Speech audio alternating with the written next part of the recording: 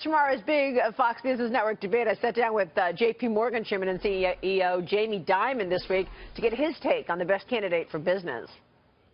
I thought you did a great job in that debate, just so you know. Thank you. And I know you're doing another one soon, so I look forward to that.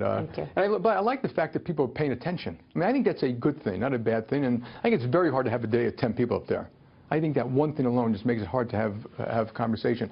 But Detroit, I think the way society gets better is collaboration and thought and analysis. We just had a session downstairs about what the Gates Foundation is bringing to philanthropy. It's making it a science. What works, what doesn't work. They're eradicating polio hut by hut in Pakistan and Afghanistan. And that's what it takes. And if things don't work, they change direction. And we need to do a lot of that in Detroit. We're trying to do our share in Detroit, but we need to make substantial progress in inner city school education. 60% of the kids in inner city, high poverty areas do not graduate high school, and the 40% who do probably not prepared for a job.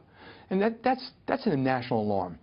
Infrastructure planning. You think that our cities, states, and government have, with that infrastructure, you think it through for a long period of time. Bridges and roads and tunnels and water plants, et cetera. And then obviously fiscal. We need to really think through the fiscal policy, long-term policy of America to pay for all the things we're doing and keep the country growing. So.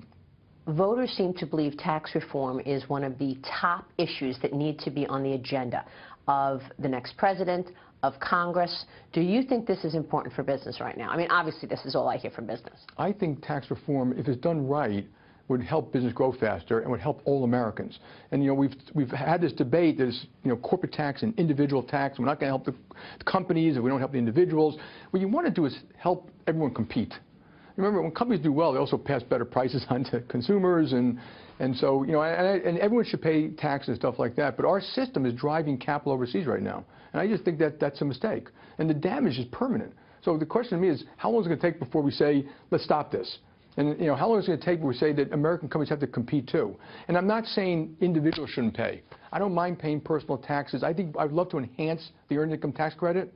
I think there are all these things you can do that can make it better and fair for individuals too, but we've got to get on this, because this can damage. We have time, but this can really damage the country. And you're saying reform taxes and then use money toward infrastructure and education, the things that actually impact people. Look, what people are worried about is we raise taxes and it goes into Washington. It's like the giant sucking sound down there, and that's a legitimate concern. We do waste a lot of money, and so I think government has to spend it wisely, intelligently, thoughtfully, not ideologically on things that work like education, infrastructure, and then reform the tax system and help businesses grow and businesses create jobs. There are 143 million jobs in America, and I believe all but 20 million are business.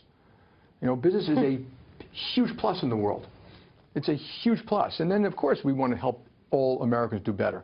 But that doesn't have to be a binary thing. Democrats against Republicans, et cetera.